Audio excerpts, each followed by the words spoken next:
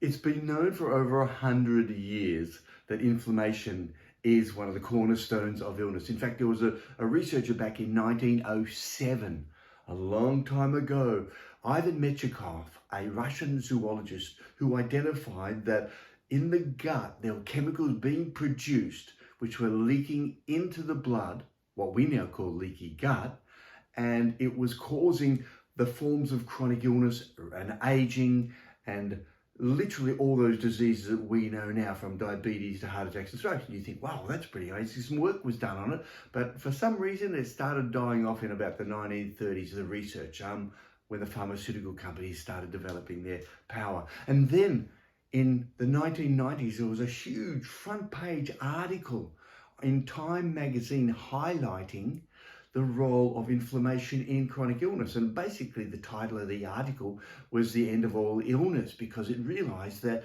the cancers and heart attacks and strokes, I'm just repeating myself again and again, were literally being influenced by inflammation, and that if we control inflammation through our diet and lifestyle, that it could make a huge difference. And we know that, but it's never translated into the actions that we do. So what is inflammation? At the beginning, it's literally our cells are on fire. It's a natural immune state. However, that's how we deal with it in terms of a short-term infection or an injury. The problem is the chronic inflammation that's created as a result of our diet and lifestyle. If we just look at it very, very briefly, the first is what happens in our diet. And we've got all the this is the list of all the things that have been linked, not all, but most of the things that have been linked with chronic illness and inflammation directly. And these are a part of our modern day Western style diet. It's the ultra processed foods.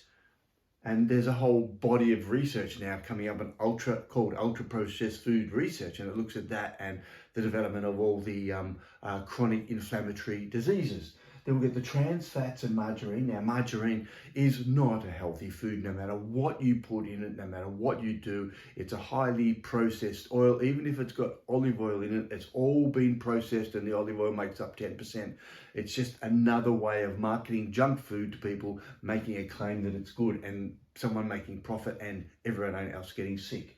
So trans fats, so these are the some of the fats in the margarines of old and in some of the foods that are processed, where they change their orientation. So they're trans fats, and as a result of that, they become quite toxic, linked in with cancer, heart attack, strokes, cardiovascular disease, and so on. Deep fried oils, I don't have to go into that one.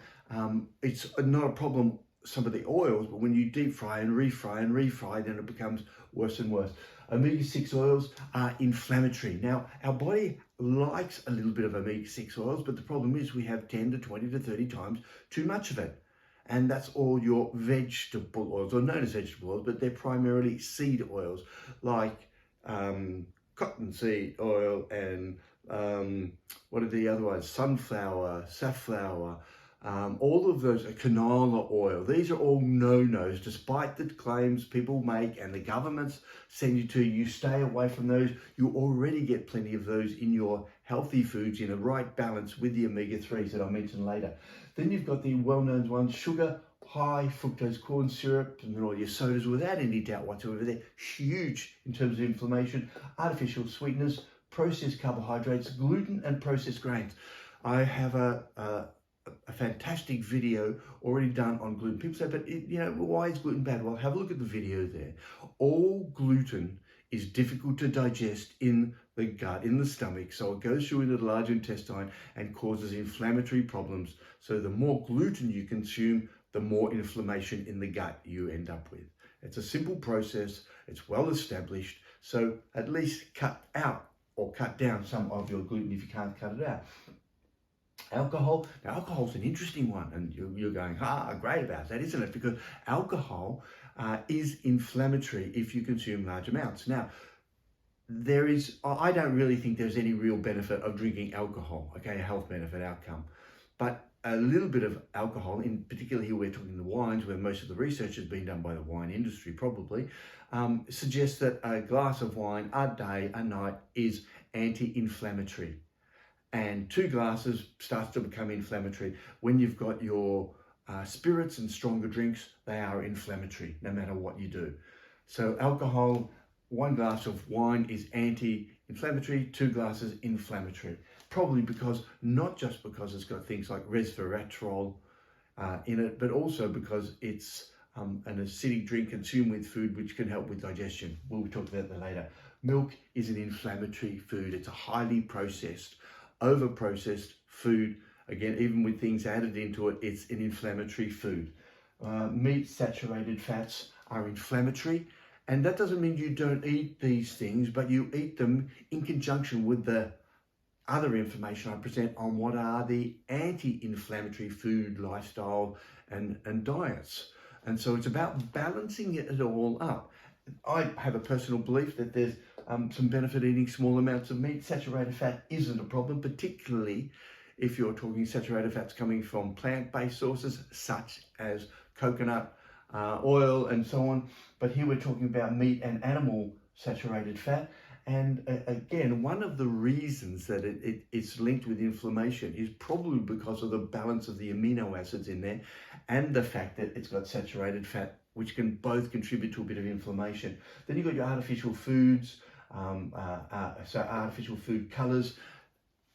I'm here talking about what we call the E numbers, and these are literally your bright reds, greens, pinks, purples, blues, and all those colors that they put in, typically in kids' foods, but ice creams, all of your things, which you shouldn't be having anyway, and all of these other foods which are already inflammatory, and they are inflammatory. They have lots of other problems associated with them, but definitely inflammatory. And then we've got our emulsifiers, which are put in probably 50% of the foods you're eating. Virtually every processed food has emulsifiers added to it. So very hard to avoid. Make sure you try to get rid of it, because what it does, it causes emulsification, which is a mixing of fats and oil down in the gut, and as a result, inflammation. Now, with all that information there, you're going, wow, this is overwhelming. Don't worry, the list of good things is coming. And what happens here, and why this is so important, because all of these things actually act directly through the gut. They act directly through the gut. So they go in there, they disturb the gut microbiome. All these act as poisons. They cause inflammation or poisoning of the gut microbiome. The gut microbiome then responds, and you end up with leaky gut, and that leaky gut then leads to inflammation.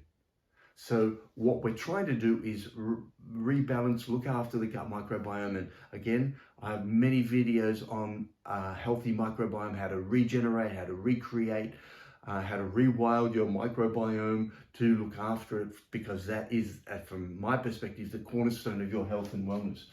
So then we've got all these other factors that can lead into this that are outside, and we understand about inflammation. So we know that gut dysbiosis, an imbalance of the gut microorganisms, leads to leaky gut. But then you've also got factors like infections and injury. Now this is what our immune system, which generates the inflammation. So it's your immune system that's overreacting in chronic inflammation. It's supposed to actually help in injuries and infections. So whether it's parasite, bacteria, virus, molds, it doesn't matter. Your immune system kicks in, it creates inflammation, and inflammation becomes one of the bullets, so to speak, to get rid of all of the nasties in the body. So it's really good. That's why you get a fever. That's why you get redness and soreness, which is called inflammation. And that's where it's good. However, if you've got chronic illness and you get these things happening at the same time, it adds on. And so it increases the risk. Then we've got allergies and food intolerances. Again, our body is over responding to certain toxins in the environment, whether it's a peanut allergy or a dust mite allergy, or whether it's an intolerance to a casein, in the protein in dairy, or lactose, or any of those type of things that are going on. They all create and generate inflammation. So we want to cut them down. Stress and inactivity are two of the lifestyle factors that lead to increased inflammation. And that's well known because of the gut-brain axis, which everyone has heard about. And essentially, the more you stress, the more you rebalance the neurotransmitters and the chemicals. For example, you create something like cortisol, which then goes through the body, and the cortisol goes down to the gut, or the cortisol is generated, goes down to the gut, and starts to cause all these stress responses, which again leads to leaky gut. Many of the illnesses of the gut, in fact, all of them as far as I know, are linked to the concept of stress and mental health issues. So it's important to understand that link. Stress, if we can lower our stress, we lower our inflammation. Inactivity is another one. We know that activity is great for good gut health. And then we get on to are there, so we can have a big impact on these ones. And we've got obesity. The more weight you carry, the greater the inflammation. The actual fat cells themselves generate inflammation because they're a part of our immune system. And that's probably how we evolved in a protective way. Having a little bit of extra weight probably helped in the winter months as a hunter-gatherer, probably helped in the winter months to protect us and our immune system. However, now that extra fat all year round, all the time, leads to an increase in inflammation, added on to all of this, all of that, all of that, and all of that. So one of the easiest strategies to lower your inflammation and your risk of all chronic illness is by lowering your weight and getting down to a healthy balance with the activity and stress and all these. And then another one, which I always touch on, is the role of toxic chemicals. Your exposure to toxic chemicals. For the last 50 years, you've been brainwashed into taking more toxic chemicals home, whether it's in your toothpaste like fluoride and sodium lauryl sulfate and all those chemicals, or whether it's in your sunscreen, whether it's in your makeup, personal care, whether it's in your dishwashing liquid, it doesn't matter, whether it's in the airs and the sprays and the purifiers. All of those things lead to inflammation, all of them. So it's a matter of reducing your exposure. And you don't have to be fanatical and throw them all out. All you need to do is just minimize them, stop buying them, read the labels, learn a bit more, because you can, again, watch the videos that I've got on these topics and understand some of the issues there so you can reduce your exposure. So what we're trying to do here is, with all of this, we're lowering our inflammation.